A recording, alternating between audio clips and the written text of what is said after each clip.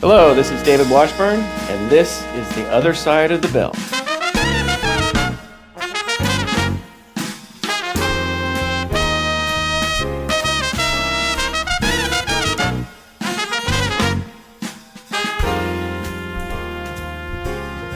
Hello, and welcome to The Other Side of the Bell, a podcast dedicated to everything trumpet, brought to you by Bob Reeves Brass.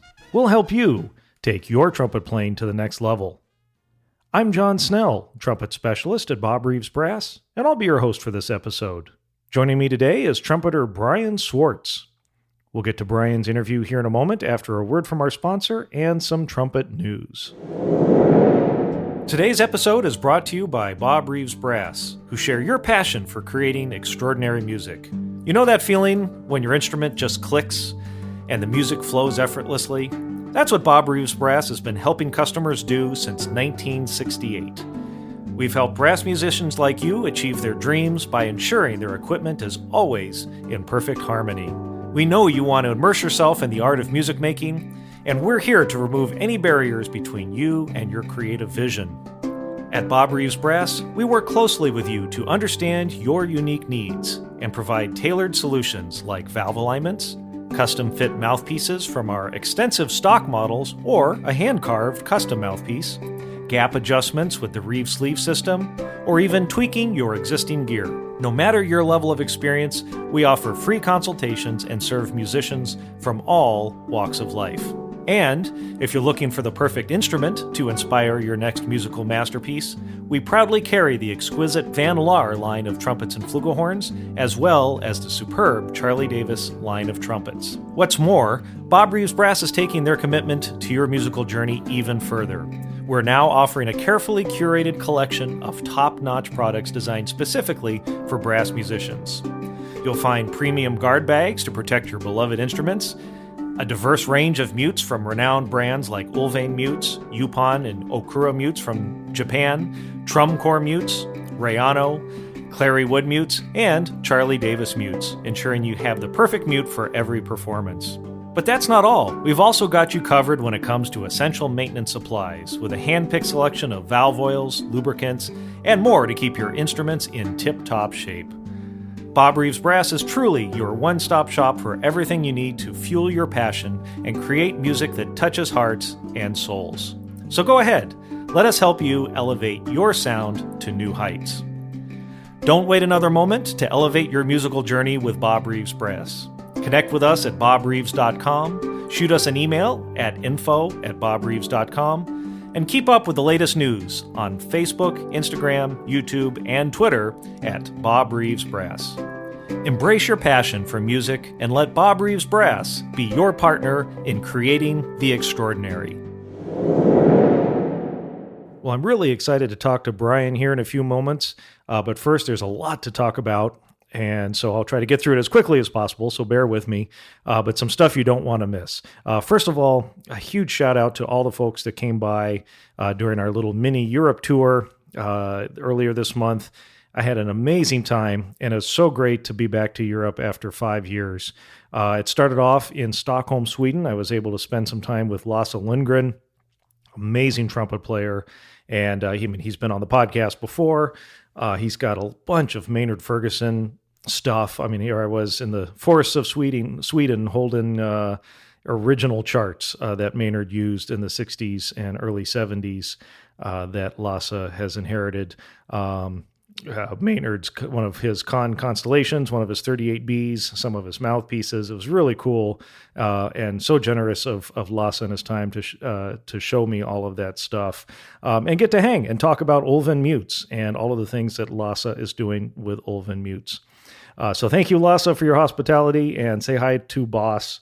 Boss is his 140-pound Russian Shepherd.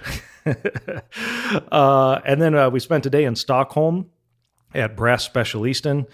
Huge thank you to Lars and his staff there. We had Hans come by for an alignment, some other folks that are listeners of the podcast, so thank you for dropping by, trying mouthpieces, and getting alignments. Then we hopped over to Van Laar, and that was an experience. Good old Brussels Airlines left my alignment lathe and all my tooling in Stockholm and failed to get it on the airplane, so we missed out on a day of alignments. But at least the mouthpieces made it that first day. So the first day at Van Laar, it was great to see Hydran and Yannick and all of the things they're doing at the factory. But we had Joost and Bob come by. They play in a Blues Brothers tribute band. They also listen to the podcast. They picked up some new mouthpieces, some Chuck Finley model mouthpieces and tried horns. Another Joost came by, and Maurice, also listeners of the podcast, came by to try mouthpieces, picked up some new pieces for their arsenal, and we spent the day telling stories and hanging and drinking espresso and having stroopwafels and all of that fun stuff. So again, thank you to Hydran, Suzanne, Yannick, all the staff at Van Laar for hosting us. And I should mention, we had a good customer, Hikita-san from Japan. I had just seen him on our visit to Joy Brass, and he happened to be in Europe on vacation and came by and spent the day hanging out, trying Van Laar horns and mouthpieces. So truly an international experience heading over there.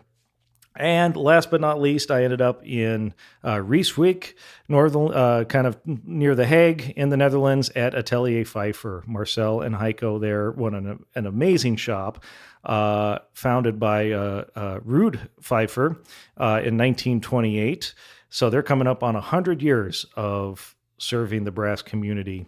And we were sold out on alignments, a lot of guys playing mouthpieces, and had the whole Metropole Orchestra, the jazz orchestra trumpet section, come over, and they picked up some mouthpieces, got valve alignments, and had a great hang. So all in all, it was a short but sweet trip. And thank you to all the folks that came by, and also great to hear and meet in person many of our international listeners. So hopefully we'll be back to Europe soon. Love to go back next year sometime and spend a little bit more time. Okay, coming up next, here in just a week or two, is the International Trumpet Guild Conference, May 28th to June 1st, here in Anaheim, California, right down the road from us near Disneyland. If you are attending that, you can go to bobreeves.com/ITG to see everything that we're going to have at the booth. We will have some special guests. Tom Clary of Clary Wood Mutes will be there the whole week with a great setup of his mutes. Charlie Davis will be there most of the week with his horns. Mario Guarneri of the Burp Company will be there on, I believe it's May 29th or May 30th. I'll have to check his schedule. But he will be at our booth with his burps and his bio oil products. Of course, we'll have 300 plus mouthpieces for you to try and purchase if you find something you like. We will be doing valve alignments at the booth. And if you want to pre-order, we're already booking up. We have a few slots left. If you go to bobreeves.com/ITG, you can go to the link to pre-book your valve alignment and save some extra money. We will have Van Laar instruments. We just got another shipment of 3 or 4 instruments, so we have a great selection of Van Laar B-flat, C trumpets, and flugelhorns. We will also have some Shire's trumpets there. We have a custom C and a good selection of their Q-series trumpets and all the accessories. And we have 2 shipments of cases coming in. One from G&L cases, which are hard shell cases. The single trumpet cases are amazing. They're really compact, and they have a little detachable attachment to put in like an iPad or music. And then a huge shipment from Guard bags that should be due any day. So single, double, and triple bags are coming in. Finally, back in stock from Guards. From Guard bags. We've been expecting these for about 4 months now. Gotta love international shipping. So all of those will be here in time for ITG. If you can't make it at ITG, head over to trumpetmouthpiece.com. That's our online store, and all of those items will be up there as well. Woo, that's a mouthful. A few weeks later, we're heading up to Ellensburg, Washington at Central Washington University. John Harbaugh is the professor there, and he is hosting the William Adam Trumpet Festival June 13th to 16th. If you're interested in going to that, go to williamadamtrumpet.com. And basically, anything that doesn't sell at ITG, we will bring up there. I'm making the drive up to Washington with my van and throwing in as many cases and, horns and mouthpieces that I can fit, and also doing alignments. So that's the William Adam Trumpet Festival in Ellensburg, Washington, June 13th to 16th. Hope to see you guys at one of those events. So if you remember back to episode 98, we had fabulous trumpet player David Krause from the Metropolitan Opera Orchestra. And as you know, David is the host of his own podcast, Speaking Soundly. And so I wanted to let you know this Tuesday, May 14th, his latest episode you're going to be very interested in. It's conductor and trumpeter Gerard Swartz. So in that episode, David and Jerry talk extensively about becoming a trumpet player and then Jerry's shift to becoming a conductor at age 30. And, you know, I've worn out the LP and then CD of Gerard Swartz's albums. I remember listening to those growing up. And then, of course, he went on to become a very successful conductor. And David has an amazing podcast. If you haven't listened to it, other than he's got some great brass players, of course, but he branches out to other musicians as well.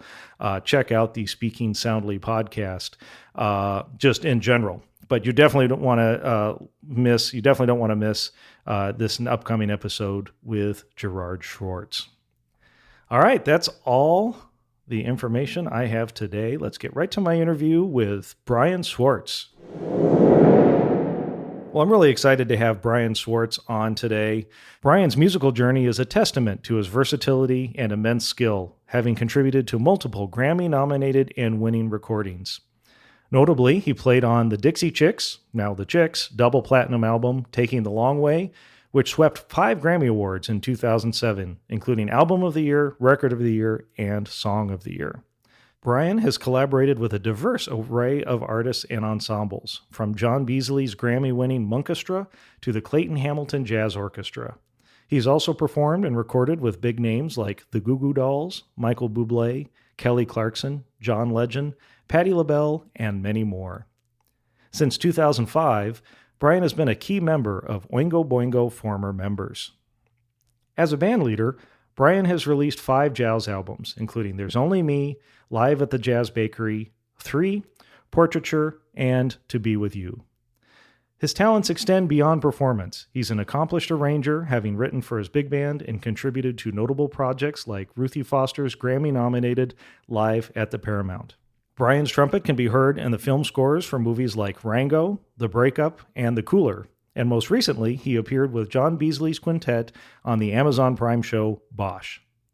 And now, without further ado, here's my interview with Brian Swartz. Well, joining me today virtually, I'm so happy to have my good friend Brian Swartz on the show today. Brian, how you doing? I'm great. Thanks for asking. Thanks. Looking great today, and you got all kinds of fun toys behind you. For those of you listening, there's a guitar, you got a keyboard, got a valve trombone, yeah, and there's just some trumpets right behind your head, right? Well, yeah, I'm blocking them with my body. I protect them.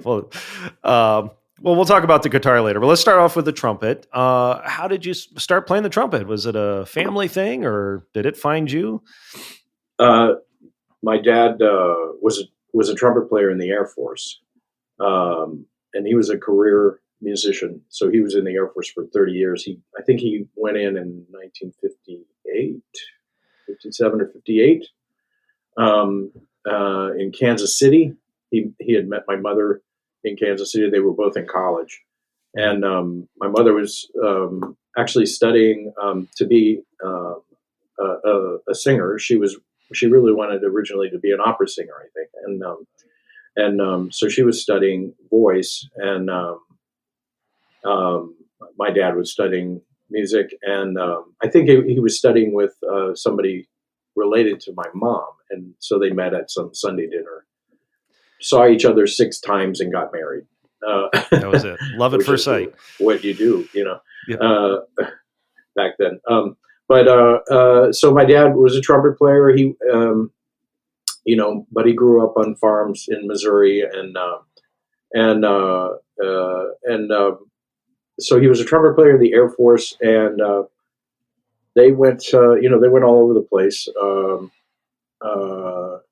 But I was born in 1967 in Wichita Falls, Texas, because that's where Shepherd Air Force Base was. Mm-hmm. And that's really close to Denton, where North Texas is. But so it's north of Dallas. And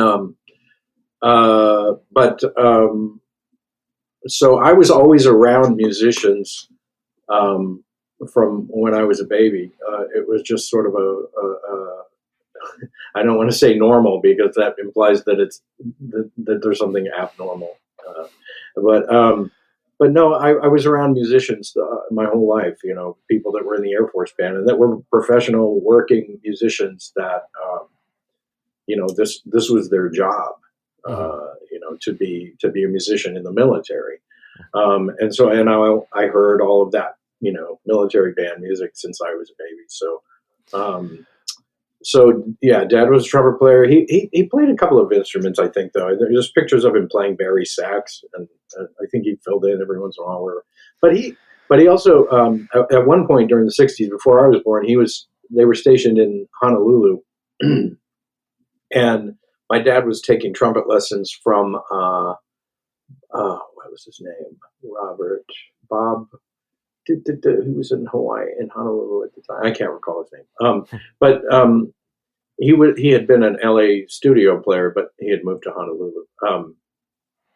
Maybe I'll think of it later. But and my dad bought a Benj from him at the time. So my mom still has my dad's Benj from the early '60s. Yeah, MLP 3. So excuse me. So I was always around trumpets and trumpet players and music. And my oldest brother, I'm the youngest of four. My oldest brother played trumpet in school, and my dad had gotten him a trumpet with your tax dollars, actually. The Air Force musicians, every once in a while they would rotate out the instruments, and they would get a manifest that said, "Hey, send back these trumpets." Okay, so if it just said one B flat trumpet, they would go to a pawn shop and get a trumpet and put that in the case and keep the good trumpet or something. So and that's how I ended up, or my brother ended up playing it, and then I got it later. A Constellation, a 1958 Constellation 38B, and actually it's sitting right back there. I still have it. I still have Careful, it. the government may be listening. They may come back for it. Come at me. Come on. Bring it. So I want to ask, I know the Air Force has a number of bands. Was the band your father was in, was it more of like the ceremonial, traditional concert band, marching band kind of thing, or did they do a little bit of everything? The bands, yeah, they did a little bit of everything. The bands that generally there was a concert band, there were no strings in the bands. And there were, at that time, at the time that I was born, there were a lot of bands. There was a band at most of the bases. Now it's regional. There's one on the West Coast. There's one on the Midwest. There's one on, a couple on the East Coast. I can't recall, but, and maybe Europe but there were, many bands at that time. And, so there was always a concert band, a wind ensemble. And then there was always what they called a stage band, and that was the big band, the jazz big band. And then there was usually a rock combo that would be, and sometimes a small jazz group, but I don't really recall that much of that. There were, and I didn't really. There were very few like jazz players that I remember specifically. There was usually like one saxophone player who was the heavy lifter of the jazz stuff, or maybe one trumpet player could play some jazz, but not. And I don't mean to. I'm not saying that they weren't great players. Everybody in this band was great players, but they weren't that specialized, I guess is what I'm saying. So, but anyway, those were the kind of bands, and they would march and they would do ceremonies, and they would, so basically by the time I was 4, we ended up, I was born in Wichita Falls, Texas. We went to Germany, Florida, and then ended up outside of Omaha at Offutt Air Force Base. And that's where I went to grade school, and that's where I started playing trumpet. And I kind of just started on my own. I remember my dad coming into the room a couple of times when I started playing and was like, "Hey, I heard you doing this. Why don't you try this?" And I was like, "You know what? Let me let me figure this out. I think I could figure this out, like any kid might. But my dad wasn't really a teacher either, like I think, and he self-admittedly didn't really teach. So I think he always wanted to get me a good teacher. I didn't really have anybody in the first couple, year or so though that I played. And then we moved to Northern California when I was in 6th grade. Mm-hmm. And then I started taking lessons from one of the trumpet players there. His name was Clarence Mitchell. And Clarence was a fantastic classical player. And he actually ended up being the trumpet player in the Air Force brass quintet in DC for many years. And I connected with him over the pandemic. We did a Zoom call, but fantastic trumpet player. I mean, and beautiful guy. So that was really my first teacher, and he was, just showing me the Arbenz book, really. So going through the basics, and going like you said, through this is around 6th grade. Yeah. At this point, but you sound like you were already pretty serious. Had a lot of interest in the trumpet. It's funny that you would say that, because like, I think, actually when I first started playing in the 5th grade, after about a couple of months, I quit because I was like, they're just playing kids' music. I don't want to play kids' music. And it's just, all of the music I'd heard up to that point was like really serious, and so I was like, this is not good. So like, and then the next year when 6th grade started again, they got a different music teacher and they didn't have any trumpet players. And one of my friends went, that guy played last year, get him to play again, and in fact, I remember that guy's name, David Critchlow, played clarinet. He was he was my best friend in elementary school. And so like I credit David Critchlow with, actually getting me to play the trumpet. So the great comeback. Yeah, the great comeback in 6th grade, I love it. So yeah. When did you start to develop your love of jazz? Was it around this time, or was that a little bit later? It's funny. Going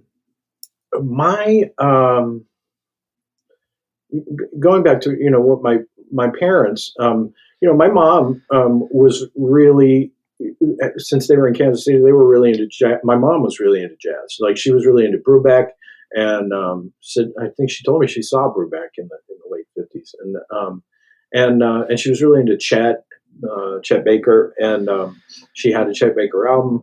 But my dad didn't really dig jazz play, like he thought Chet had a funny sound, and Miles Davis had a funny sound. So we had Miles Davis plus 19. I think it was the only Miles Davis album we had my whole life living at home. And we had one Chet Baker album that we never listened to.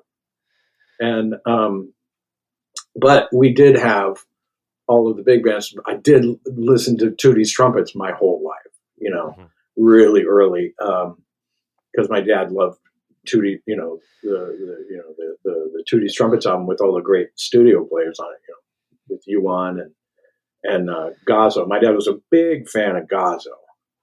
So we had Billy May albums and all kinds of other great big band, not, like the hip big band stuff, and he was somewhat of an audiophile, so we obviously had a decent stereo system that I could hear this stuff on. So that was, but my dad was also a big fan of Rafael Mendez. So we had Rafael Mendez albums. And he loved Doc Severinsen, so we had Doc Severinsen albums. And funny enough, saying that he didn't, he wasn't really a fan of jazz, but he did love Clark Terry. So we did have a couple of Clark Terry albums because he really admired Clark Terry's, technical ability and his sound. He loved, and I mean, that's a no-brainer. I mean, yeah. He didn't have a strange sound like Chet Baker did. Yeah, no, I mean, Clark Terry's, it's so crystal clear, and all of those stuff that he could do was outrageous. So like, and we had a J.J. Johnson album too. I remember that. But I'd never heard of Clifford. I had never heard of, any of the jazz players really, even up into high school. I was like I said, I have an older brother who graduated from high school in '77. So I was listening to music that he was listening to, and he was really into like Weather Report and fusion and, all kinds of, prog rock. And so I was hearing all of that in my household. So I had a lot of different like musical influences coming at me, other than jazz trumpet. Mm-hmm.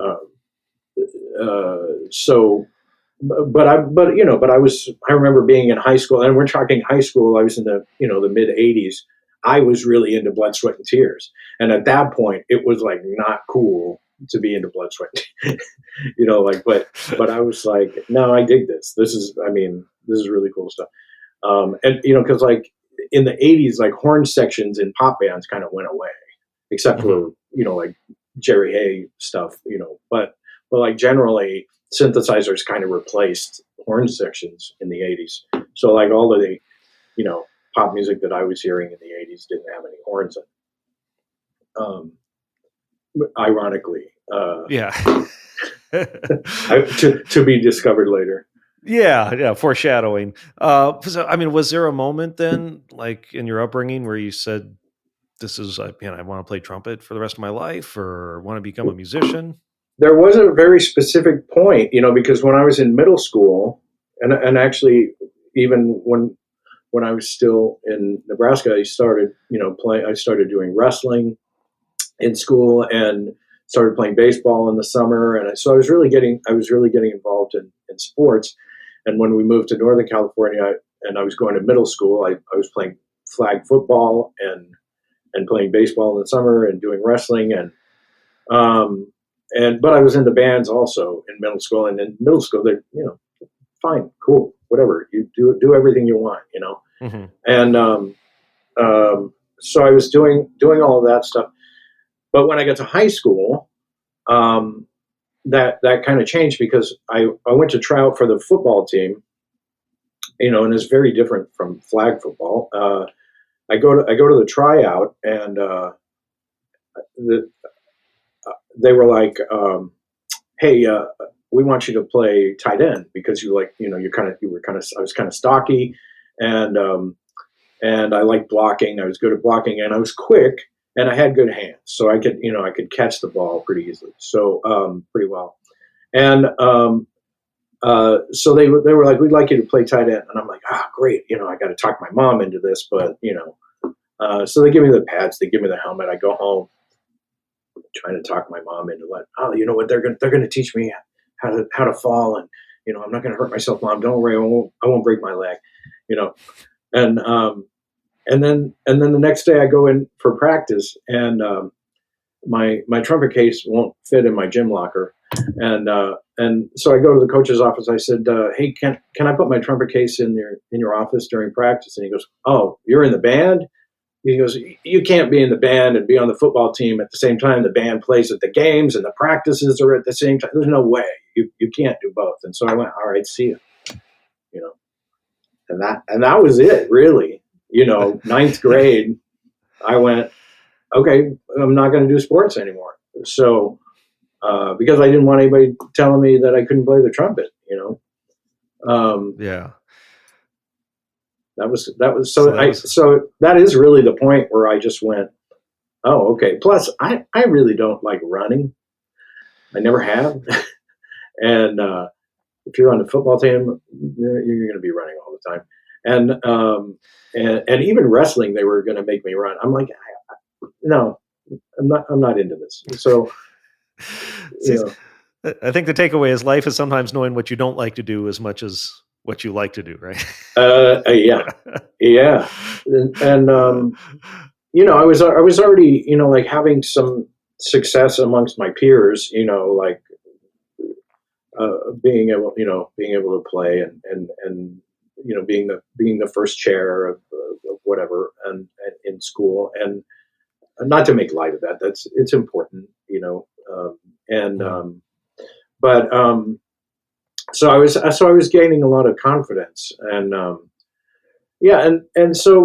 and I switched high schools after the first year and went to another one across town, and that had I guess the music program was a little better, and this is in Fairfield, California, where Travis Air Force Base is. So I went to Armijo High School, and the music teacher there was really unique. He gave a music theory exam every semester. It was like a really comprehensive music theory exam where I remember the first page was all just symbols. You had to write down the name of all of the, treble clef, bass clef, all of the symbols. And then there was, you had to be able to write out all of your scales, major, minor, all of the different types of minor scales, and be able to recognize intervals, be able to write intervals, and be able to write key signatures that went, so he taught us all of that in high school. And I've talked to him subsequently. I'm like, his name is Jim Bunzelmeyer. I was like, Jim, you really taught us a lot of really important stuff that I think a lot of high school teachers don't do. And he said, well, I just wanted to present it to kids who wanted the information. And you wanted it, and so you got it,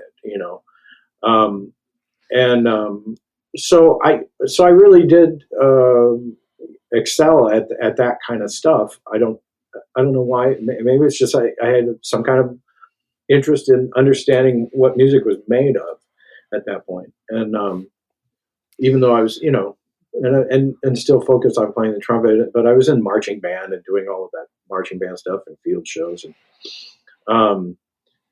doing the whole thing. Yeah, just doing the whole thing and doing, at the time it was CMEA, California Music Educators Association, like the solo ensemble things, and trying to learn the Haydn and Hummel.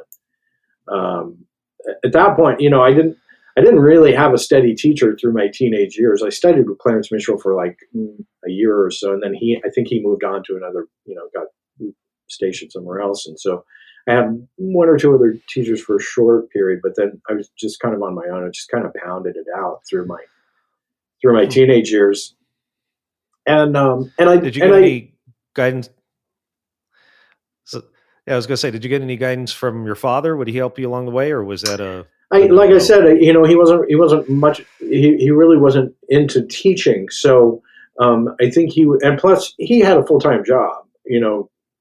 He was, and the farther that you go in the Air Force, the longer that you're in the Air Force, in the band, you become more administrative. You do less playing. So, like, by the time I was in high school, he had been in, 20, 25 years. And in fact, he retired 30 years about the time that I graduated from high school, 86. So he, he was a really busy person, and he would be out of town, on tours with the band for a couple weeks at a time, and so he would be running that, and he's going to work every day and rehearsing, and at many times conducting. So I picked up a lot of conducting from him too, and appreciation of classical music a lot too. Mm-hmm. And during the 80s. Wynton Marsalis exploded, and I became just a giant fan of, Wynton Marsalis, particularly his classical stuff. I could really relate to that, so I really got into his Hummel and his Haydn recordings, and, was really trying to emulate how he was doing that. And so a lot of what I was doing was trying to pick all of this up by ear rather than studying with something, which, is not always the best way to do it. But I suppose you're learning some great ear training, right? Making yourself listen. There was a lot going on, I think I had a pretty good concept of what the trumpet sounded like, and knew when maybe just instinctively when I was making a good sound or a bad sound, but I wasn't, really steeped in taking lessons with somebody. So so consequently what happened, by the time I got out of high school, my embouchure was a wreck, just an absolute wreck, a disaster. It was, I don't know how I'm just going to say that perseverance can get you through a lot, and yeah. And so I think I just, through sheer will, made myself able to play things that my embouchure really wasn't set up to be able to do. Mm-hmm. And, everything was all rolled out, I think, I remember Bobby Shue telling me, because I can't reproduce how the setup was, but I remember him telling me one time, well, yeah, you used to anchor the bottom of your mouthpiece on the inside of your bottom lip, and then you would twist the top of the mouthpiece on your top, and so you just had this giant gaping hole that you were blowing a ton of air through and pressing as hard as you could just to get a sound. And I'm like, how could you play the Haydn like that? I don't know how I did it. But you make it work, right? I mean, that's when we're young, right? And like you said, perseverance. Well, and I was, for lack of a better word, rather cocky also. And you're like, no way. So I tried really hard, I think is part of what it is too. I just tried really hard. And I really wanted to do it. So when I got into college, it was pretty clear that I had a lot of shortcomings and that I was going to run up against some real issues. So I started looking. There was one teacher that I had run into that was in the Air Force. I'm not going to mention his name because I only took 1 or 2 lessons from him, but and he was more of a legit player, and I went over and took a lesson from him, and he goes, well, if you don't change your embouchure, I'm not going to teach you. And I was like, oh, okay, well then I'm not going to take lessons from you. At 18 years old, that's how I play good already. I don't, or I had some kind of thought that wasn't the way to talk to me about it, And he might have been gentler about it, but and he wasn't wrong. I needed a radical makeover to what I was doing, but and it took me almost another 10 years to fix that. And looking for somebody that would really deal with it, A lot of teachers are really shy about, or hesitant to make you change things. And as a young person, you don't always realize that this is actually the time that you should do that. You're not earning money doing this yet. And, but you already feel this sort of sense of responsibility, like, oh, but I'm playing in all of these classes and they're expecting me to play lead and I've got to do this and do that. So how can I can't take 6 months or a year out of my life and change the way that I play, So there's a lot of pressure and a lot of, and unless somebody really can explain it to you and convince you that it's going to be better for you in the long run, then it just took me a long time to figure out that I needed to change something. So. Yeah, and that's great advice, especially for folks. We get a lot of younger listeners, and teachers are telling them things that they may not agree with or think. When we're 18, we're thinking about what we're having for dinner tonight and what do I have to play tomorrow. Not, like you said, 6 months or a year. We don't have that kind of long-term thinking at that age. At least a lot of us don't. I know I didn't. Would you do it differently, not knowing what you do know now? Well, it's really hard to say. I know if I had my druthers, I would, because now it was one of the things that I really focused on as a teacher of I taught anybody of any age, because I wanted people to be set up to be able to play correctly right from the beginning. So I guess if I had the knowledge that I have now when I was 12 or 13, I would go, hey, get a teacher and just work with a teacher throughout your school years. Go take lessons every week. And that kind of influence is really important in those years. So it's really hard to say because everybody's personality is different, and the way that they hear things, the way that they hear advice, everybody hears things differently. So,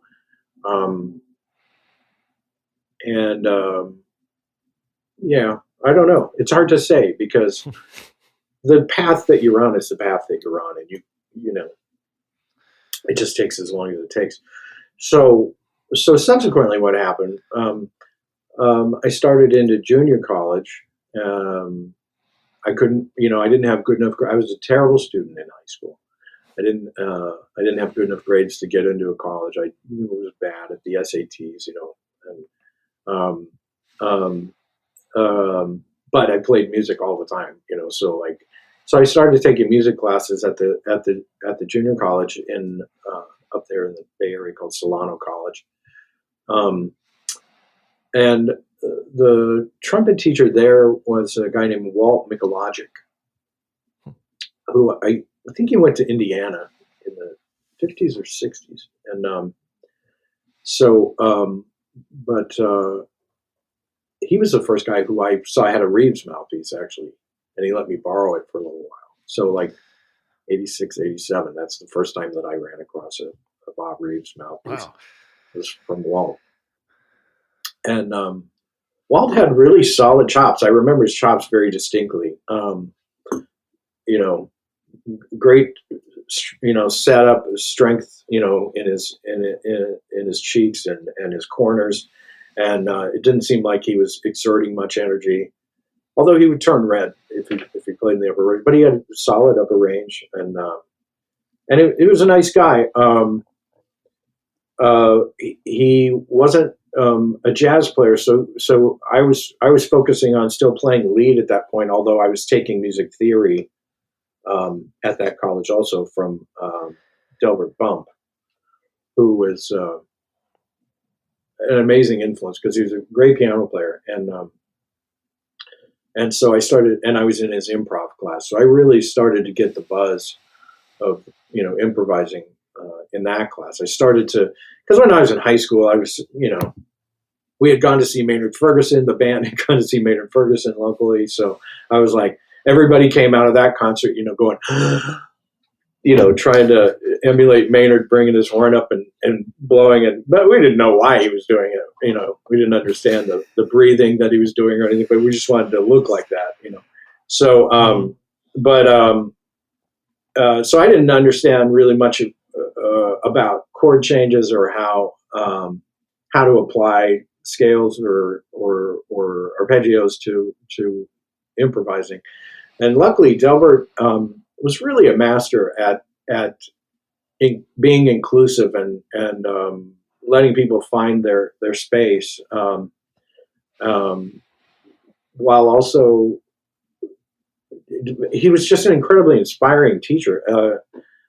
He's still around. He's retired, I think now, but he still plays in the Bay Area. But but it was great. I found out that I had theory class at, Monday through Thursday or Friday at 8 a.m. And I found out he would come in an hour early and just practice piano and compose. And so I would go do my theory homework that was due that day, sitting out in the hallway while he was practicing. So I was hearing him go through all kinds of things and how he would develop different compositional ideas as he was practicing and or composing at whatever he was doing. And I first discovered a practice room there, and I had set up a very complex schedule of, where my time was during the day and how I could go do my long tones at this time of day and do this routine at this time of day and do this routine, and really tried to stick to that for a while. But again, I had all of these physical limitations, and it was backing up on me. I was inconsistent with my endurance and my upper register, and but still, I was still, learning and having fun playing, but I was really wanting to do this, I think, at this point. Had you started freelancing by this point? Do you have any groups of your own, or was it just purely academic? I didn't have any groups of my own. I know I'm not giving you an inch to come in here, but that school, actually, what they did, they put on productions of Broadway, musicals, and they would hire the students to be in the pit. So actually, I was, when I was 18, 19 years old, doing, like pit orchestras a few times a year, as part of the theater production. And so I can't remember all the ones I did. I think I blocked it out, actually. But I think the one that really one of the ones that made me decide I didn't want to do it was Camelot, because it was so boring. But for the trumpet playing, anyway. But there's other ones that were fun. I remember doing a local production of Chicago. I did one of the only chances I really got to play with my dad was we both did a local production of The Music Man, and my dad played lead. Oh, what fun! I did that one with my dad too. That's what a great musical and fun trumpet stuff. So I was doing a little bit of that. I was still really new to jazz and improvising. I've heard recordings of that, and it sounds like I was new to it. But Walt Michalogic did a really great thing, and he recommended that I go into San Francisco and take lessons from John Coppola. I don't know how familiar you are with John Coppola. He's played with everybody. He's one of those guys that, you don't see his name an awful lot. Yeah. I mean, the Bay Area folks certainly know him. But he's played with literally everybody. And surprisingly, he taught a lot of people too. He taught Sal Cracchiolo. I'm pretty sure he taught Mark Isham, because I've had email exchanges with him, and he said, yeah. And I remember John talking about Mark Isham, being in the lesson with John Coppola, and he said, yeah, Mark sent me this thing called a CD. I don't have anything to play a CD on, and so I wish he would stop sending me these. I can't play this, because CDs were like brand new at that point.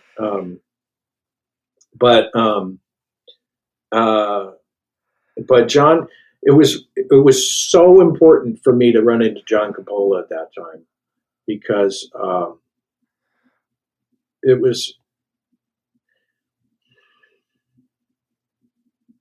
I had no idea who he was. Obviously, I'm going to him cold. I called him. I scheduled a lesson. He lived on Fulton, near Divisadero in San Francisco, and I remember I would make a day out of it. I would usually go to Berkeley and go to Leopold's Records, and then go into San Francisco and go to Byron Hoyt Music, I think, was the sheet music store in San Francisco. And it's just a giant sheet music store, and just sift through that. So like I would always make a day out of going to my lesson. And then and it was just like a 1 hour lesson, I think, but he lived in one of those Victorian 3-level, things. And when I went in for the first lesson, I knock on the door, and the door opens by itself, and I'm like, and there's nobody there. And I look up the steps, and he's at the top of the stairs, and he's got a lever that opens the door from the top of the steps. And he's like, "Come on in, kid." And I'm like, what am I getting myself into here? So I remember very distinctly going up for the first lesson, and I sit down, and I said, "John, really been having. I had gotten a Clifford Brown transcription book, the Ken Sloan one, that had there were 14 transcriptions of Clifford Brown solos, and I was trying to learn those on my own. And I brought it into John, and I said, John, I'm really having trouble with this Clifford Brown stuff. Can you help me with it? He goes, sure. Let me hear you do it. So he's listening to me play. I don't remember which one it was. And as he's listening, his jaw just starts to kind of drop, and he goes, "Have you heard these recordings before?" And I went, "Do you have to?" So, oh no! So that's how much I knew about what I was doing. But then, so you know what he did? He loaned me all the records. He had all of the LPs right there. Studying Brown, and so he loaned me, and he gave me specific instructions. I want you to go and transfer these onto a cassette, and I want you to write down all the titles, all the composers. I want you to write down all the dates, all the personnel, and I want you to know all of this information. So I knew the liner notes inside and out from doing that, and from that, he also loaned me Sweets Edison records and Roy Eldridge records and Fats Navarro and Lee Morgan, and just down the line, the stuff I really should hear, that I didn't know that I needed to hear. For an 18-year-old who didn't really know anything about jazz, to hear Sweets Edison is so important because that's fundamental swing. I mean, that's directly from Louis Armstrong. Louis Armstrong, Sweets Edison, Roy Eldridge, everybody else, So it was so important for me to hear that, those records, and then, and so the other stuff that John Coppola would do was, he would run me through the blues in all 12 keys. And we would just do a 1-4-5 blues, no accompaniment. He was just tapping his feet, on his hardwood floor. And we would trade fours in each key for 2 choruses, and then we would modulate up to a fourth and go through all of the keys like that. And he didn't stop, So right or wrong, I had to keep going, And he would do this, he would play in such a deliberate fashion that swung hard and really delineated the chord changes, that you knew where he was. If I faltered and didn't hear what chord I was on, he'd come in on the next 4 and he would be stating it perfectly clearly. So I would, okay, that's where okay, now I got to really think. And nothing written out, you've got to do all of this in your head. And so doing that with him was important. So important. I taught that for many years with students, Wow. Just with, I would do it with a metronome or something, but it's really important to be able to hear what you're doing and stick with it, and have to make the mistakes and find your way through, Mm-hmm. Wow, what an exercise! Now, did he cover any kind of fundamentals with you outside of jazz playing and the improvising? The things that I remember him doing, technical, we were doing the Charles Collin lip flexibility book.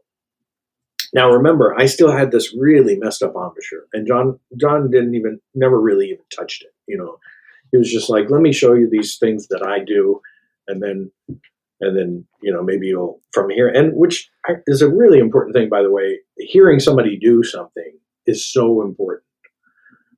So hearing him play these lip flexibilities, you're like, oh, that's supposed to sound like, even though I can't quite execute that. I know what it's supposed to sound like. So he was doing Charles Collin lip flexibilities. He had a very specific routine that he had mapped out through that. And then he also had some lip bends that he would do, starting on G, second line G. You would, go down a half step, and he would he would actually use the fingering down, for G to G flat, and then back up to G, and then he would press the valve down. He would not press the valve down, but then do the lip bend, and then do G, G flat, F, and then do the lip bend, and then G, G flat, F, E, and then E flat, and then he could do a lip bend all the way down to C, without changing the sound of the trumpet. It was, I still remember it very distinctly, it's just kind of astonishing to me how he could just play with the same tone through all of those lip bends. But he did it all the time too. So so I remember him doing that. Those are kind of that was kind of a warm up for him. I don't think we did any mouthpiece stuff. I don't remember doing any of that, but we were after doing, lip flexibility, he was pretty focused on trying to teach me to play some jazz. So, so really got you going with that. Yeah. Yeah. And then after 2 years of junior college, I transferred to Cal State Northridge. I was getting my horns repaired at Dick Ackwright's in Oakland, and at that time Dick was making those bel canto trumpets for Doc Severinsen, and so he would talk about that. Everyone, oh, Doc was in yesterday. I'm like, oh man, I really want to meet Doc. Although I think I saw him in concert at a county fair in North Carolina, but anyway, I had met him at some point. But anyway, so I was in picking up my horn right before I moved to LA, and I asked Dick, I'm like, hey, does Doc teach? Because I would really love to take some lessons from Doc. And he goes, no, he's too busy for that. Or maybe I wasn't that good. But he did give me George Graham's number, and he said, call this guy. And so when I got to LA, that's one of the first people that I called was George Graham, and I tried to set up a lesson. And I think I had one or two. I think he lived in Glendale or Burbank, somewhere in between there. And I didn't,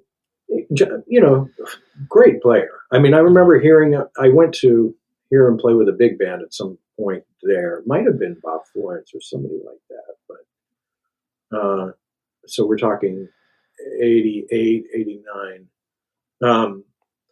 But as far as a teacher, I didn't feel like I clicked with him. So I think I only took a couple of lessons with him. And I was starting at Northridge, where I got assigned to study with Bill Bing. Nice. So I did a year with Bill Bing. And I played in the ensembles there, and again, not a great academic student. This one, not great at academic. So I didn't do well, and I flunked out. Honestly, to be honest, I flunked out. Although I played in the B band, and in the second semester I got into the A band, and so I played in the A band for a semester under Joel Leach. Great band. John Chudoba was playing lead in that band, and but when I got to Northridge and heard all of there were like 5 young people that were playing really great lead trumpet. 5 young people, 5 or 6, and I was like, maybe I'm going to look into this jazz thing, a little harder. So I really started. The other thing about LA is, there was kind of a boom going on at that time about like jam sessions and kind of the jazz street life was really happening at that point. Mo Better Blues had come out, and so there was a lot of young players trying to emulate being a cool young lion, and Wynton Marsalis was really famous, and so it was really cool to be a young jazz trumpet player, an aspiring jazz trumpet player at that point for me. And so I was doing a lot of hanging out at the jam sessions and going to hear a lot of people play, whoever would come through LA. So, and life, took had a couple sidetracks. So I was, but I still hadn't really found it, a teacher that was really dealing with specifically with the issues that I was having. Mm-hmm. And then somebody gave me Bobby Shue's number and said that I should check him out. And so I called Bobby up, and he was still in the Valley at that point, and San Fernando Valley. And so I called Bobby. I think I had my first lesson. I still have the tapes, because he would tape all the lessons. And I saw him, I think December of '89 was my first lesson with Bobby. So 35 years ago, coming up. And I did click with Bobby. Bobby was one of I think what I've been looking for in a teacher, and certainly jazz wise.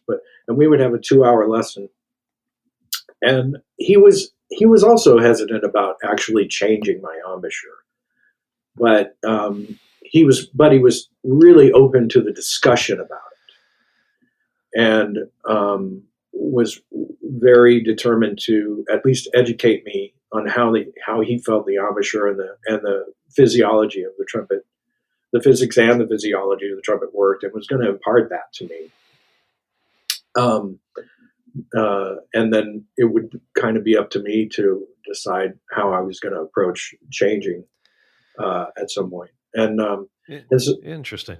So he's got very clear ideas about how he feels all of that works, and some of that worked for me, and some of it, you take what you can relate to and what works for you, and not everything worked for me. Like I understood his wedge breathing and the compression and all of that, and to some extent I can still do all of that, but it didn't work with the way that my embouchure was at the time, because again, that would mean that I would have an efficient working, setup, and it was just inefficient, completely inefficient.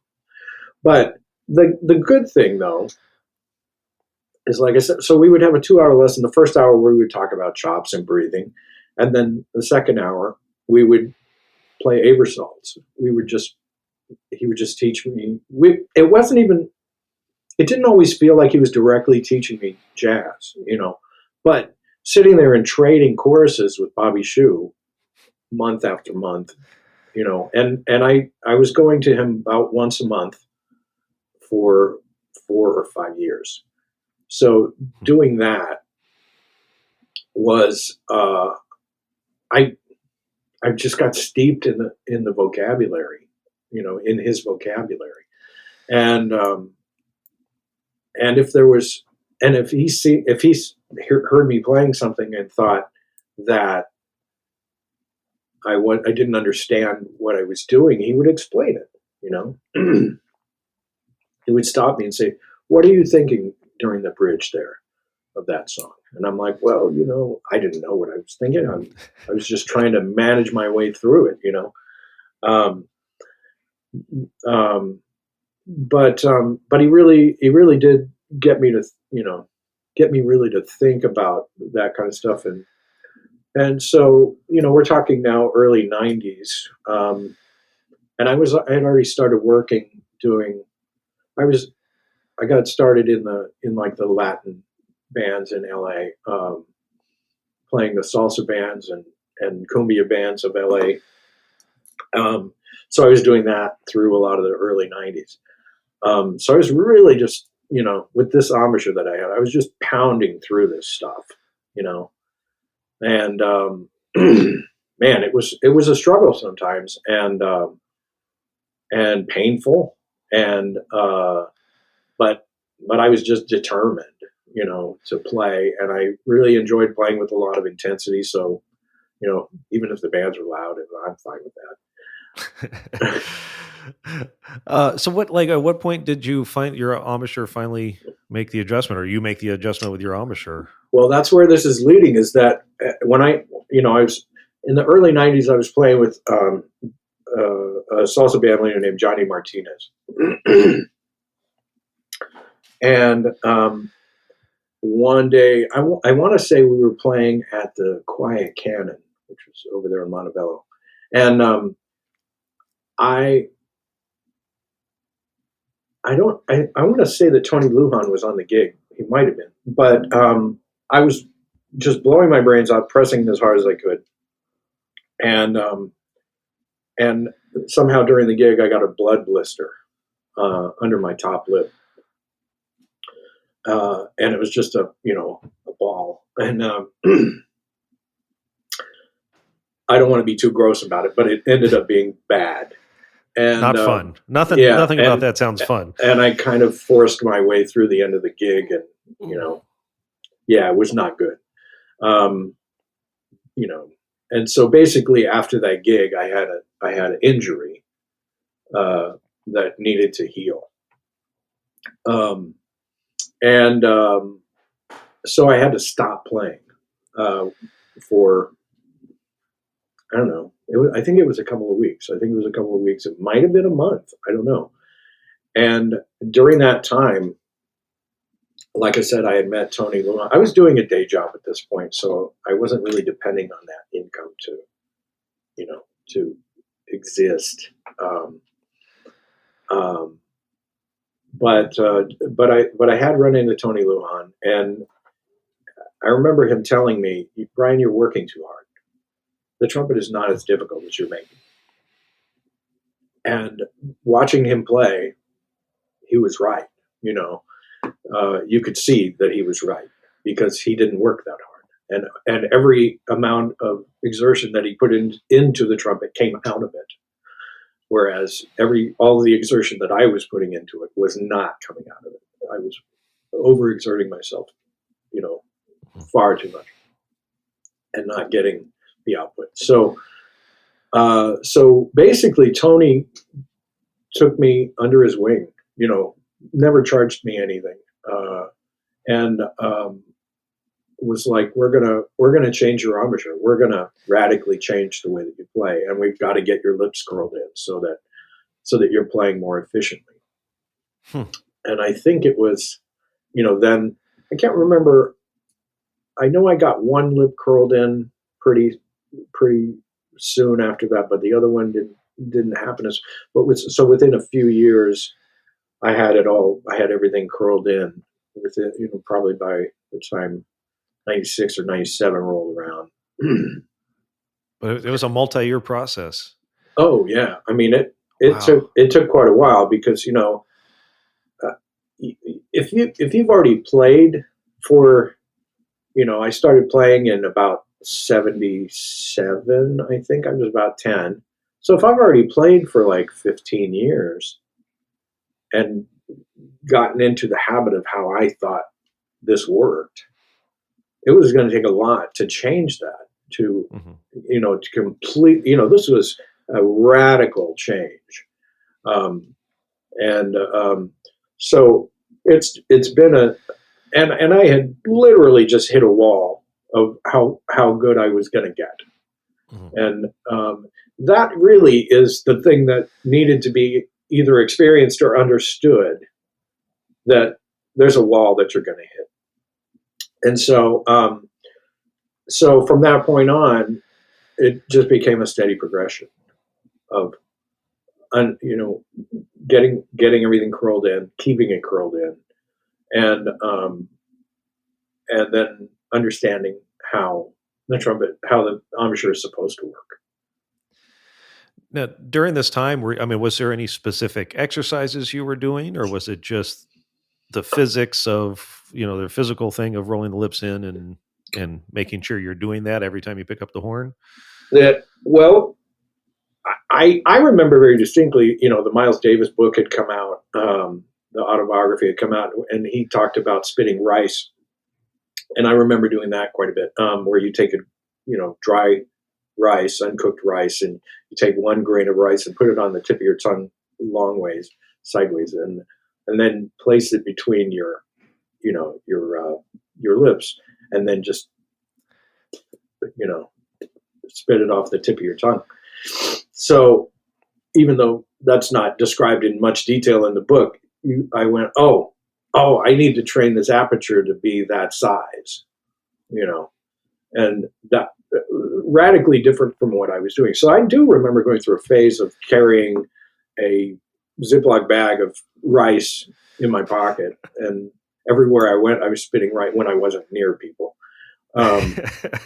Or sometimes when you were, make life interesting. But I could stand at the corner and spit a grain of rice across about 2 lanes of traffic. So,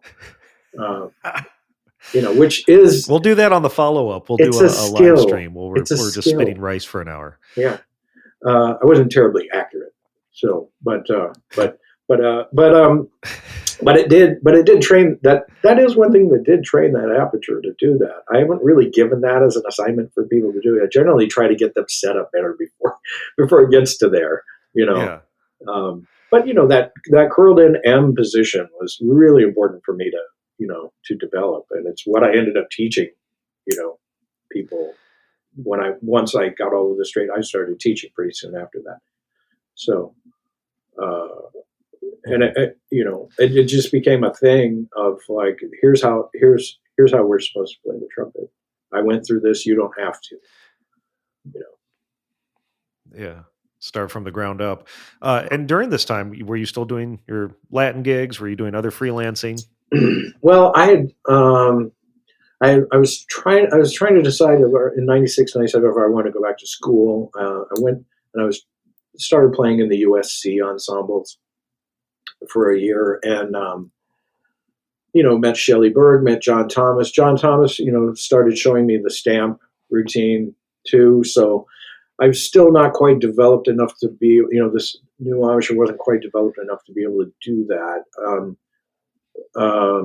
And so that, and I remember Bobby Shue actually trying to get me to do some mouthpiece playing, and the way my amateur was before, I just absolutely could not do it.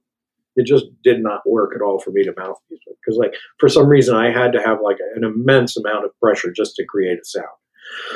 So it was not really a functioning thing. So but John Thomas was again very generous with his time and kind and supportive, and by this time I was getting a better sound, and I had learned a lot about. I'd been, I'd studied with Bobby for, several years now. So I was really getting a grasp of how to play chord changes. And so I was really learning to play jazz and, starting to lead my own groups and starting to compose music. I was, so it started to really become a thing that I wanted to be a band leader of small groups. And I really wanted to make records because that's what I thought you were supposed to do. If you're going to play jazz, you got to make records. So I started on that in the late 90s of trying to have bands that I led, and like a traditional jazz quintet, and either curating the music that we were going to play or composing it, or having other people compose.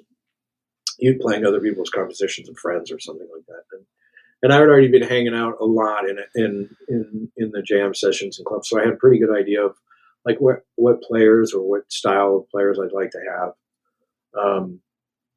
and there's such a talent pool in Los Angeles of players. So up to this point, you've been mostly a sideman playing in other people's groups, or as a freelancer. What was there any special skill set or anything more you had to learn to now jump in to be the leader of a group and the organizer? No, I just, it was just putting all of the skills together, just knowing what kind of players I wanted, what kind of sound I wanted my group to have. I think originally I was looking for something that sounded like, Jazz Messengers, tenor, trumpet, trombone. And that's actually what my first album was like. That I recorded it in '97. It didn't come out till 2000, but that's essentially what that was.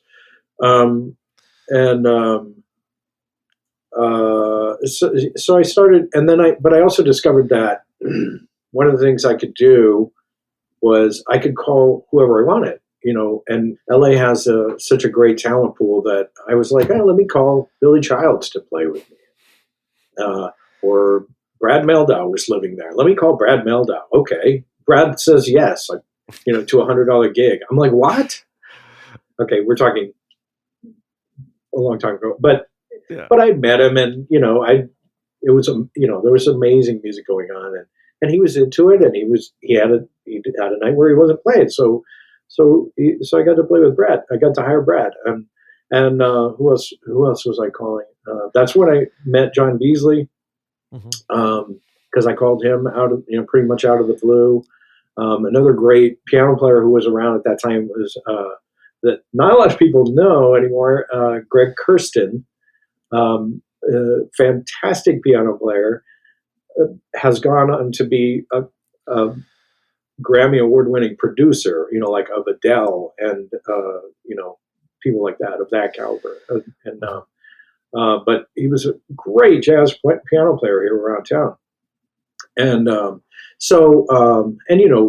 Branford was living in LA at that time. So like, I couldn't call Branford, but Kenny Kirkland was living here, and, just to hear all of these great players and be around all of this amazing energy, I was, really fortunate to get to be around a lot of fantastic players. So that's what I was doing, is I was like, let me mix this up, see who I can get experience playing with by calling them, as sidemen, and then I was trying to avail myself to other people doing the same thing, so I would play with a lot of different people doing that had like minds, and I got associated with the Monk Institute a little bit. I'd never played in the Monk Institute, but they had a big band that they started around 2000 or 2001. And that big band kind of ended up being the band that turned into like Michael Bublé's band that backed him, that he ended up hiring. And I did some really early things with Michael Bublé. That was kind of from being around USC also, because the Monk Institute was at USC originally. And then met a singer named Rhea Yarbrough, who was at USC, who was a fantastic vocalist and very unique composer, and had a horn section, and had 3 horns in her band, trumpet, tenor, and trombone.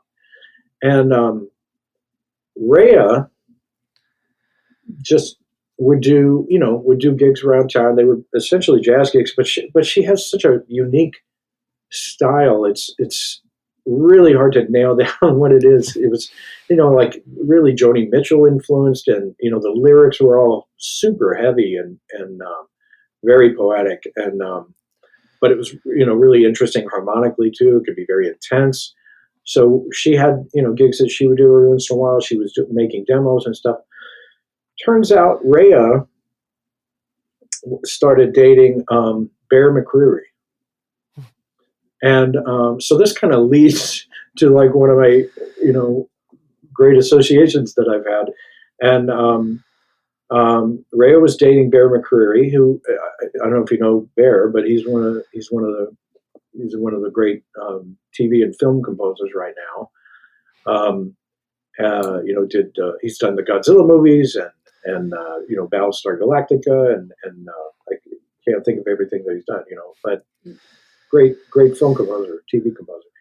And anyway, Bear heard me with Rhea's band, and somewhere in the, we're talking now 2004, 2005, Bear was a giant Oingo Boingo fan. And so he was trying to collaborate to get, some kind of Oingo Boingo band back together, because that, Oingo Boingo had broken up in 95. Danny Elfman had broken up the band in 95. So, Bear's brother,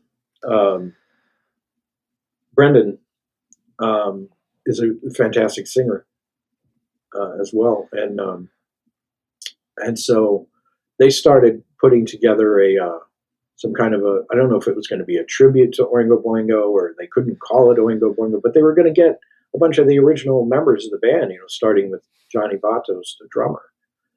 So simply because I was playing in Rhea's horn section, on these jazz gigs that she was doing at the Mint or, at places, jazz clubs around town, I got called to do this because the original trumpet player from Oingo Boingo wasn't around anymore, Dale Turner. So they needed a trumpet player, and I was the guy there. Wow. So you never know when a gig's going to come from. It could be from the boyfriend of a. and the first year we did it, 2005 was the first year we did a Boingo show, and it was, I think they called it Johnny Vatos Tribute to Halloween or something like that, because they just absolutely did not have permission to use the words Oingo Boingo. Yeah. But Johnny Vatos Tribute to Halloween, featuring former members of Oingo Boingo, something like that. And we did a show at the down there at what is that? Down by the Anaheim Stadium, the Anaheim baseball stadium. There's a venue there. Anyway, and we did a show there, and it was like one show for Halloween in 2005, and then the next year it was 2 shows, and then we did a show at the Greek, and then the next year it was 2 or 3 shows, and then it just turned into, I've got to block out more dates. Don't call me for October. Wow. It's just gradually it turned into more things going on in October, and then it turned into we're doing things around Cinco de Mayo now also, and so then it was like May and October, and then it was like May and October and several dates throughout the year, and then so now it's like, I think this year we've got 25 dates on the book, for this year. Wow. But and this will be the 20th Halloween that I do with them this year. So yeah, I don't know how that happened. Serendipity, right? Like, that's the thing. And there's always this kind of like back and forth about doing, as a musician, doing gigs for exposure, instead of getting paid. Yeah. Because it is a craft and we should get paid what we're worth. But on the same token, like, these kinds of opportunities wouldn't come up if you weren't out. Not that you weren't getting paid for those other gigs, but if you turn down an opportunity, you never know who's listening to you or who's dating the singer or whatever. Yeah, but I was making choices of, like, I know this gig with Rhea that's at the Mint is one set, and we're not making great money, but I believe in this. I believe in the music that's being played. Yeah. So you're not doing it for the money at that point. You're doing it because you believe in this person's vision, and you want to be a part of it, and hopefully they support you in your vision in some other way. So, and that's the way I've always looked at playing with anybody. Is like, I play the music that I want to play, even if it's a wedding, or if it's like your wedding. Yeah, hey. I played at your wedding. So, but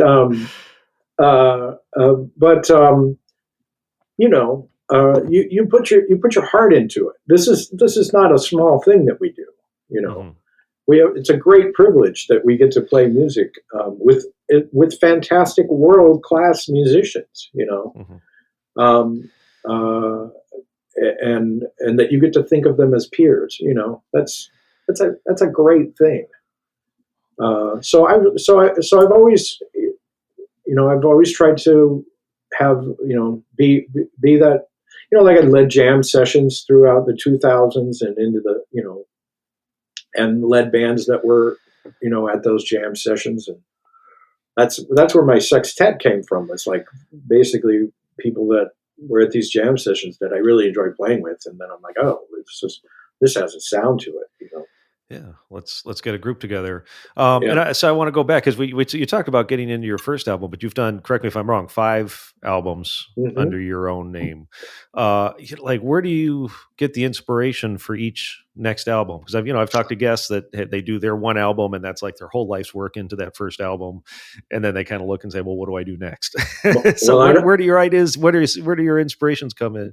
I don't put them out every year. It does take a lot of, I want it to be something that I've thought out pretty well. Like the second one that I did was with Bob Florence. Again, I was telling you that I would hire different players. Mm-hmm. Well, I did a gig with Bob Florence's big band, and I was subbing for Steve Hufstetter, and it just I had to go in blind. I was just reading the book because Steve got sick, so he sent me on this gig to play with Bob Florence. Steve was so generous with me with information and sending me on things, and so many people have helped me, like, too many to name. But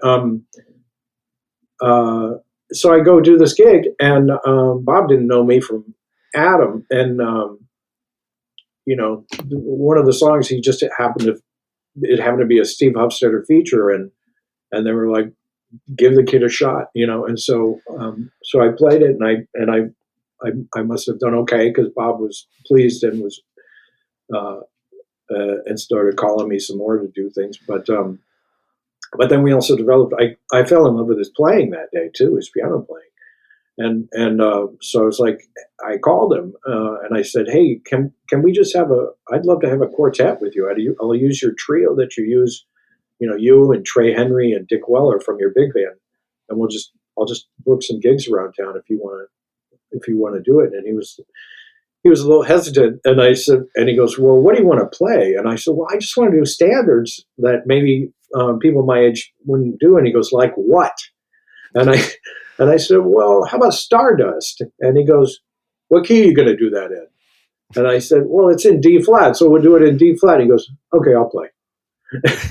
Just because I knew what key Stardust was in, And you passed the test, right? I passed the test. And we did that. We did, we would play at Steamers, and back then Spazio was open, and I forget where. Clancy's Crab Shack was another place that was having jazz. But so we were doing some gigs around town, and I ended up booking a date at the Jazz Bakery, and did a remote recording there. And Tim Pinch brought his gear in and recorded the night. And, that quartet would we would just play forever. We would play one song forever. Some of these, tracks on that were like 10, 12, almost 15 minutes, just because I asked Bob, I said, should we make a little arrangements or something? He goes, no, I just want to play. Let's just play. We'll just do long introductions, and when we get to the melody, we'll get there. And that's pretty much what we did. And then, so it was a great exploration. And, so what happened was, I had this recording, but I was sitting on it, and, at that time I was playing Stomby trumpets, and, they had a guy who was doing some marketing for him, and I played the record for him, and he goes, you should put this out.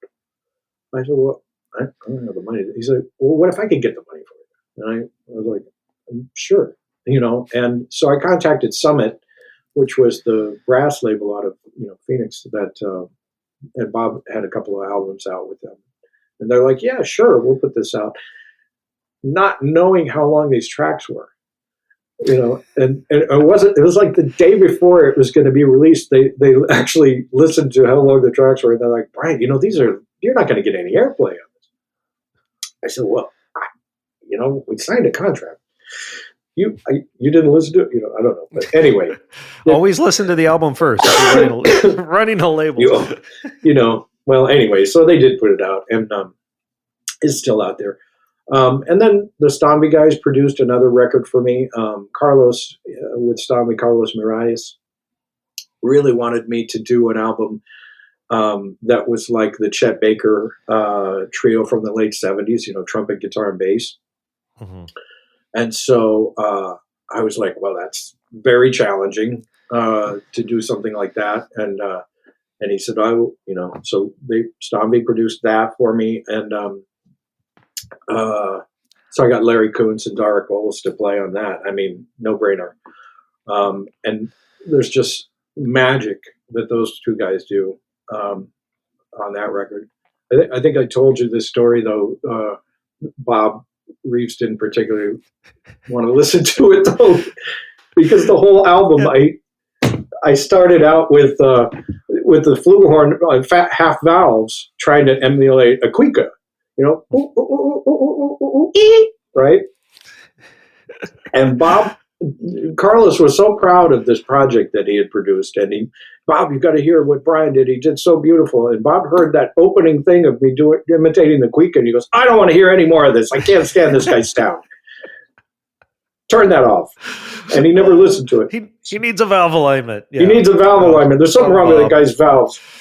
Bless his heart. Bless his soul. Bless his soul. Bob, especially by that point in his life, had heard so much trumpet. He, if you didn't catch him in the first 2 seconds, and hey, and you try to do something, some ingenious, percussion style thing, I was too clever Bob's for him. Mold of the world. I was far too clever for him. So. So it's an amazing album. He threw it at me after that. That's the kind of the coda of the story. Is I hear, John, you can have this one, and I listened to it going home, and I was like, and loved it. So that's great. And I still love it. There's still things on there that I listen to Larry and Art. Oh my God! I mean, you don't miss the drummer at all. Those two guys are just so solid.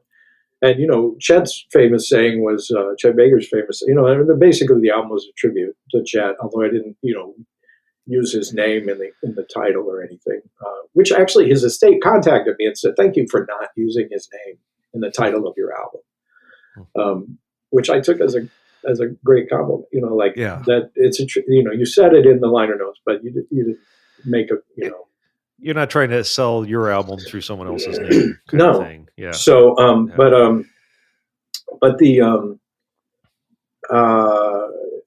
just a fantastic album. But, but what Chet said was, you got to be a pretty great drummer to be better than no drummer at all. So that's essentially what I did. I made an album with no drummer at all. So that was my third album. The fourth album was the Sextet album. So that the Bob Florence one, the trio album are on Summit, and the Sextet album is also on Summit.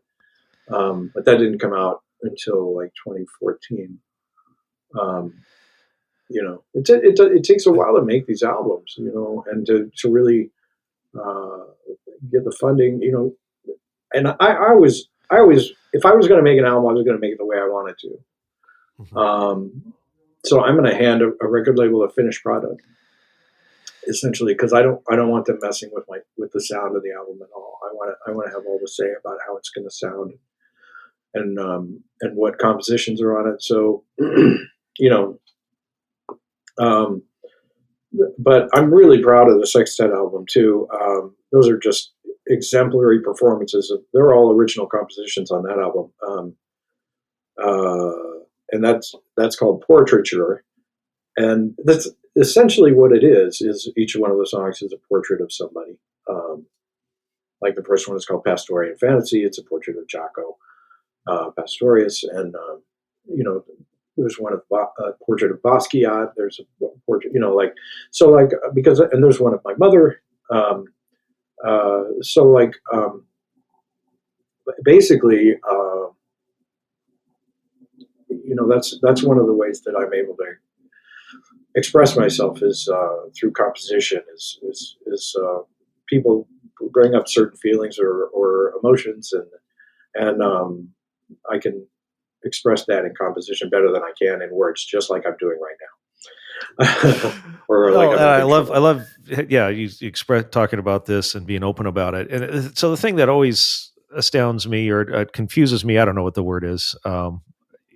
Especially with jazz recording, and especially this day and age when you can plug in every single note if you wanted to, and shift and pitch and all of that stuff. At what point with your improvisation and recording of the improvisation do you say, okay, this is it, and let it go, versus, okay, well, no, I think there's a better lick in here, or I can do something, it just, like you said, recording is a long process, but at what point are you happy with the solo? Are you happy with the improvisation? It's like, okay, there's enough fixing to do, or are you more of the, like, let's put it down and live take and that's it, more of the spontaneous kind of thing? I like to do 2 or 3 takes of something, because generally when you're in the studio in making a jazz album, you're in playing mode. It's hard for me to be in producer mode at that point. Mm-hmm. And it always helps actually to have somebody else there, like Nolan Shahid engineered a couple of my albums, engineered the sextet album and the trio album. The amazing person to have in a booth, by the way, because Nolan's such a fantastic trumpet player, and it's such a gentle and kind person, funny as hell too, but and a great engineer, and so and knows what the trumpet is supposed to sound like, and is not judgmental about what you're doing at all either,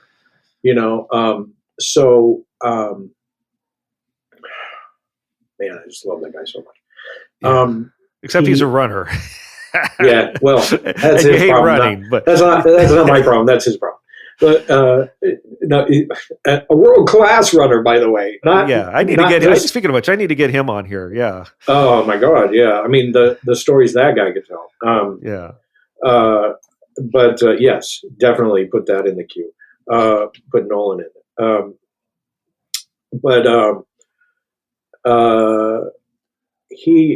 So having him as an engineer really helped. It's like having a producer in there too. But generally I'm taking 2 or 3 takes and then choosing what generally are the best, where everybody's okay with their solos. I'm fine with it. I'm never going to be fine with how my solo was. So I need to just be able to lay it down a few times and move on. What ends up happening is I have to listen to it a lot. Mm-hmm. And I end up listening to these recordings, like over a lot until I'm okay with how I sounded. Mm-hmm. And then I can let it go to somebody else. Now, everybody has a different process. I know there's other people that are like, I don't want to hear it. I recorded it. You finish it. But for some reason, it seems like I've got to be okay with it before I let somebody else hear it. So that's just my process. And then I can let it go. But generally what happens is my first impression is, oh my God, no. Because if I went with that, I'd never release anything. Yeah. Yeah. So it does take me a lot of listening to accept the choices that I made and how it fits into the context and then actually be able to decide, okay, yes, this does convey the message that I'm trying to get across with any particular composition or solo. So once I've gone through that, then I can let it go, and then I end up enjoying it, after that process. Mm-hmm.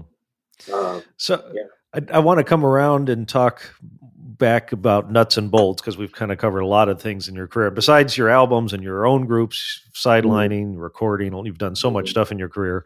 I want to come back to the nuts and bolts of your playing, like after your embouchure change and things sorted out. Is there a particular routine that you follow now? Is there like a maintenance thing that you do? Because you do such a wide variety of playing. How do you keep your chops in tip-top shape, whether you're playing horn section stuff with Oingo Boingo or doing your own jazz stuff? Well, one of the things I've always liked to do is take lessons from people too. So I'll take one-off lessons from different people. Like I took one from Arturo Sandoval, took one from Malcolm McNabb. And I took a handful of lessons from Yuan Racy too. I was really lucky to be able to do that, which it was a really important time for me to do that in like I want to say the early 2000s or mid 2000s. I think it was before it was after I made the album with Bob Florence and then before I made the one with the trio. Because I remember I had a questionable review that I got for the Bob Florence album, and I came out feeling bad about how I sounded. Mm. And so, but now I listen to it and I'm fine with it. But like, because that's how I was playing at the time. But but studying with Yuan was amazing, and all we did was Schlossberg. It was an hour. You know, Yuan's very friendly and warm. Was very friendly and warm,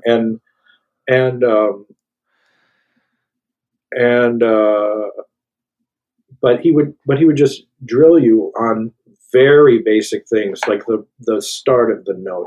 You know, like, let me hear you start that note as soft as you can, and then get as loud as you can, and then get down to as soft as you can again. Nope, you didn't do it. Do it again. Let me hear you do it again. Do it again. No articulation this time.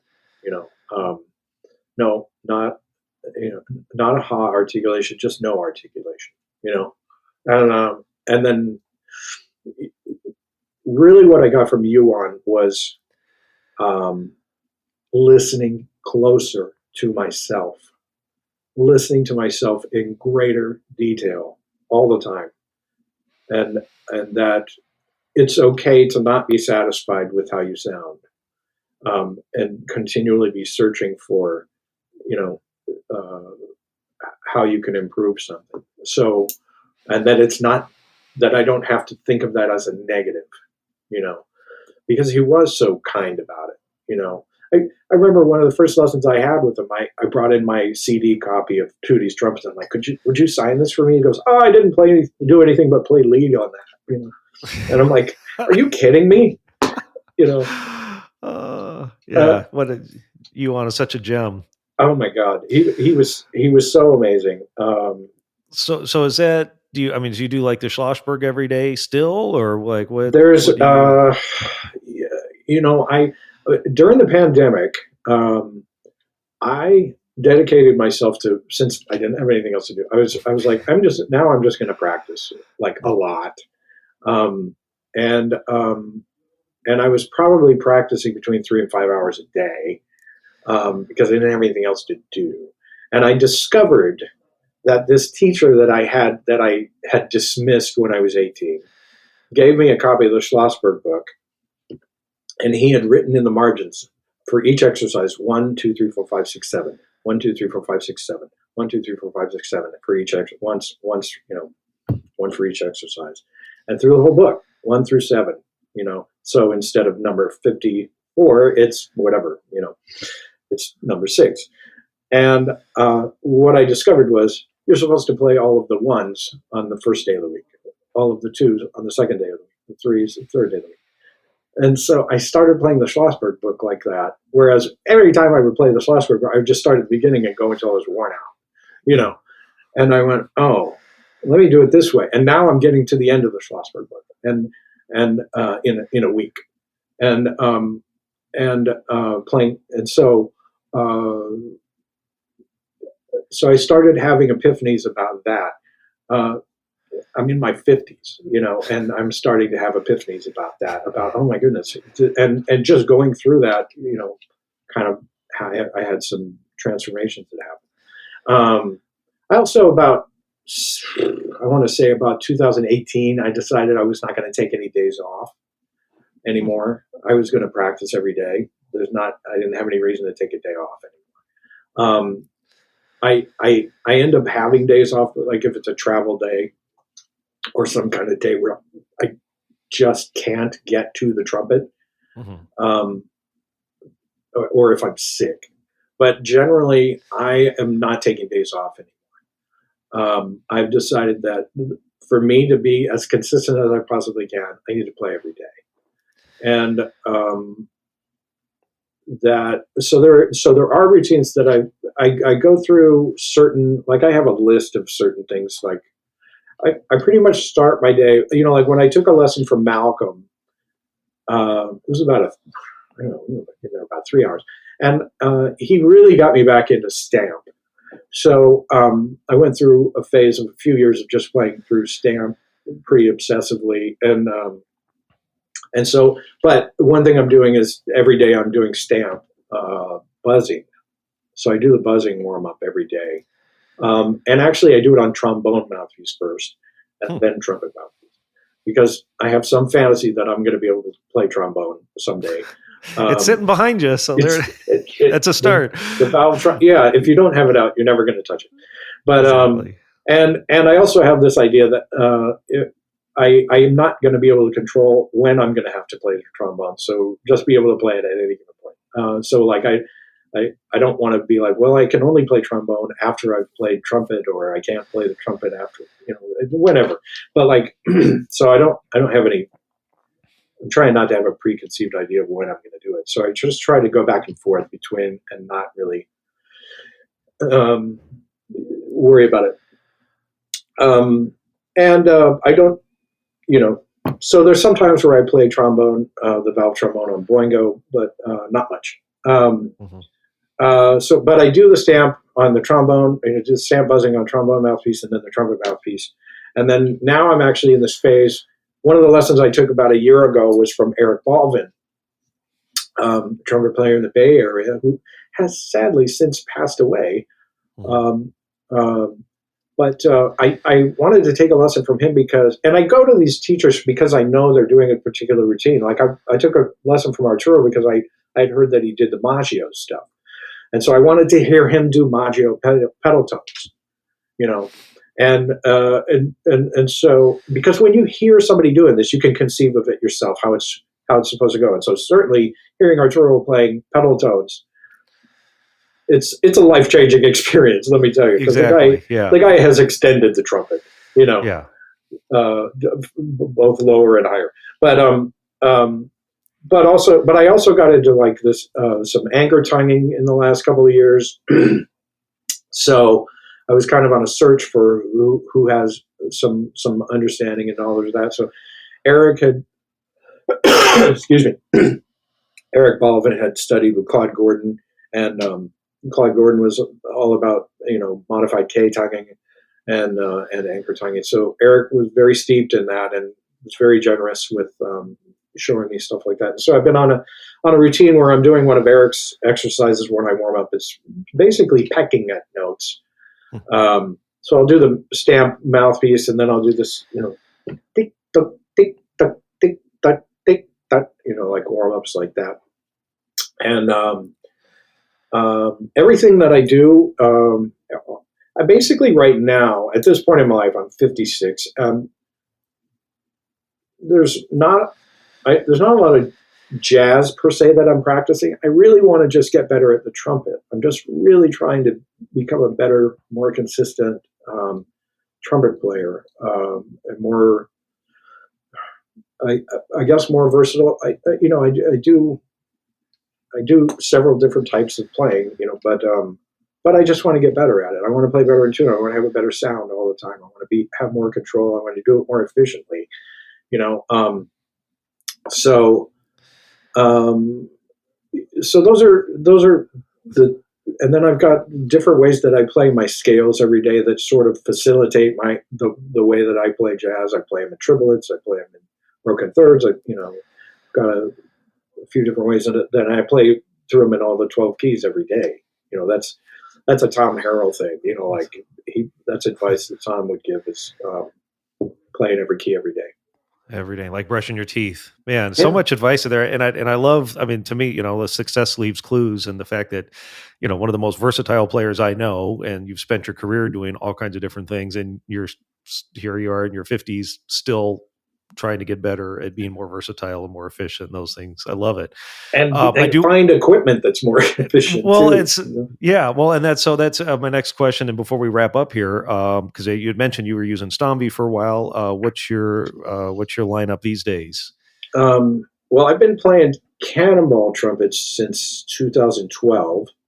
I had a 789 RL raw brass one. I like trumpets since I grew up. Since my first trumpet was a Constellation, I like trumpets with big bells, and it seems like that. I hear myself in the sound. Even the Stomby that I played was a big bell. The Stomby USA that I played was a big bell. So I had a 789 RL, and then now the one that I play is a 790 RL in black nickel, which is also a big bell.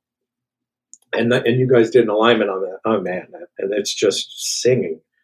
And then I played Queen-on flugelhorn, and I've been playing Queen-ons for, I don't know, since the 90s. I fell in love with Queen-ons while I was playing Stombies in the 2000s. I had a Stomby flugelhorn, but basically I played Queen-ons before and after that.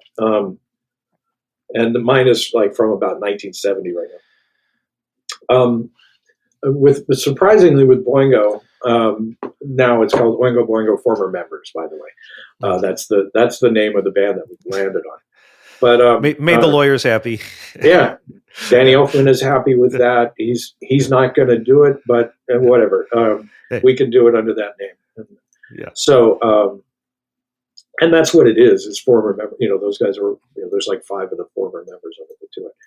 But with them, surprisingly, there's a bunch of piccolo trumpet that was in that Dale Turner played, like on Weird Science and a couple of and Dale must have been. I don't know where he learned, where he studied, or who he studied with. There's very little information about Dale Turner. Very few guys here in LA knew Dale, and I think a lot of the playing that he did was with Oingo Boingo.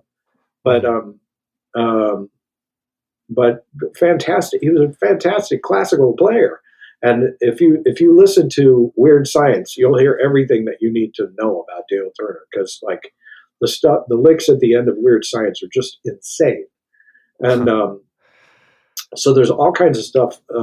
There's several tunes that I play on pick, and I have what is a piccolo trumpet shaped object. I play an Amati piccolo trumpet, and I can make it sound like a trumpet. So that's all I need, is for it to sound somewhat like a trumpet in a rock and roll context. And still sound like a piccolo trumpet actually in a rock and roll context. So, but I'm playing the Reeves 41C on that, and then my lead piece is that 3C with the I even wrote this down because I can't remember this. I think you're on an ES, if I remember correctly. Yeah, it's a 43 5 ES 692S is what it is. Yeah. So that's pretty shallow, isn't it? Pretty shallow. Pretty shallow. The ES is the extra shallow. So I gotta have, I gotta get up over those guitars. So I gotta have something bright.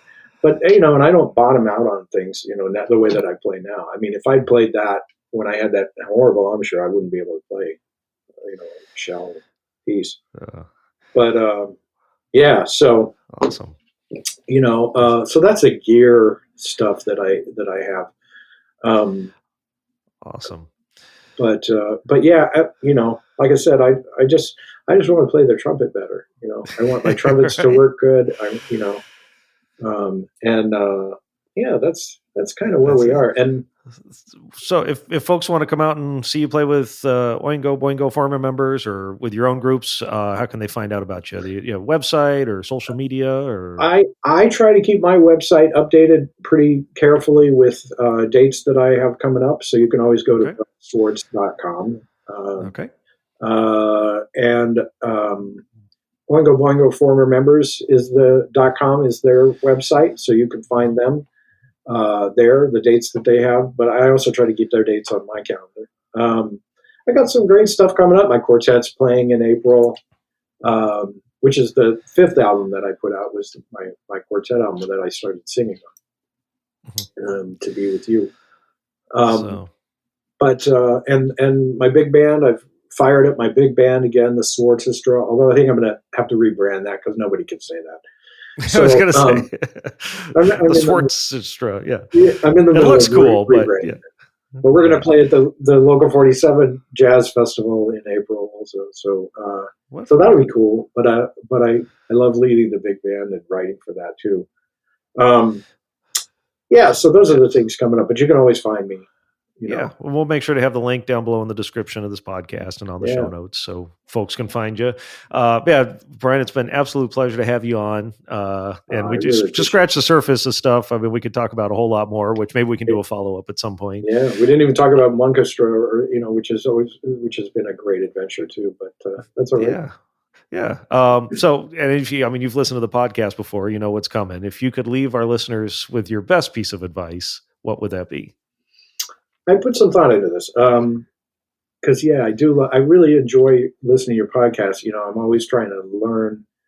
I always love to hear what somebody else's journey has been.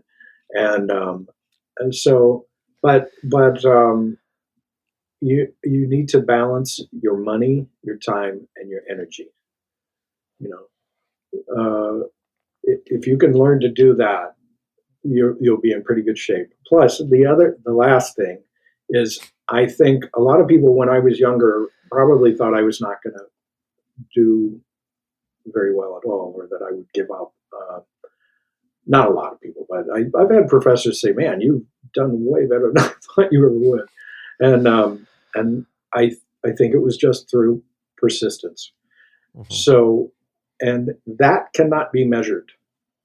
A person's individual persistence can't be measured. So I think I was just more persistent than a lot of people. And I didn't give up on myself, or what I wanted to do. So that's super important. And you're the only one that can determine how persistent you are. Exactly. Absolutely. Great advice. Thank you, Brian. I say this was a dead man's party, but then that tune would be in everyone's head, right? Yeah. Well, who could ask for more? I love it. Thank you so much, Brian. It's been an honor having you on. Yeah, no, it's really my honor. I really appreciate you having me. Well, it's so wonderful having Brian on, and a huge thank you, Brian, for spending your morning sharing stories and your experience. As you can tell, Brian has such a versatile career between the writing, the arranging, the performing, the touring, all the different things he does. And, it's one of those things I try not to take for granted here at the shop that, I've known Brian for almost 25 years now as a customer, as a friend. And as we kind of alluded to in the interview, he performed at my wedding reception. So I had the best jazz combo LA money could buy in LA, and who'd have thunk. So huge thank you to Brian, and you could go check him out. Go to his website. We'll have links in the description here in the podcast show notes. If you keep an eye out for the Oingo Boingo former members, and you can listen to Dead Man's Party and a killing horn section if they're coming to a concert hall near you. And be sure to check out Brian's albums. They're available through his website, and just great arrangements. Again, not trying to do what other people have done, just his own kinds of playing, his own kinds of arrangements. And even though Bob Reeves didn't like his the intro to that one album, his trio album, I think you'll like it. So again, huge thank you, Brian, and thank you for being on, and thank you for listening. We got some great guests coming up. The Trumpet Guild, I've lined up some great guests from the International Trumpet Guild, so we got a full summer full of trumpet information. Till next time, let's go out and make some music.